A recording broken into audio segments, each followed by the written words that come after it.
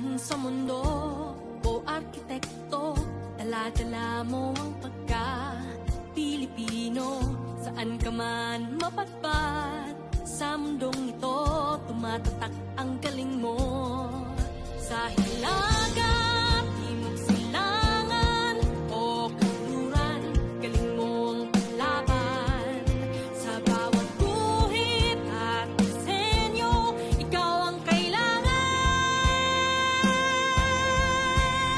Tatak, arkitektong Pilipino, saan man sa mundo.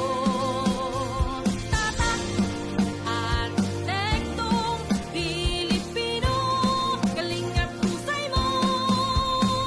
Tatak, arkitektong Pilipino, nasa dugo. Tatak, arkitektong Pilipino, makikita mo ang galing at husay ng arkitektong Pilipino. Sa hilaga, timog silangan o kanluran, galing mo ang panlaban. Sa bawat guhit at disenyo, ikaw ang kailangan. Tatak, arkitektong Pilipino, saan man sa mundo. Tatak, arkitektong Pilipino, galing at husay mo. Tatak, arkitektong. And I'd like to especially thank Christian and his team.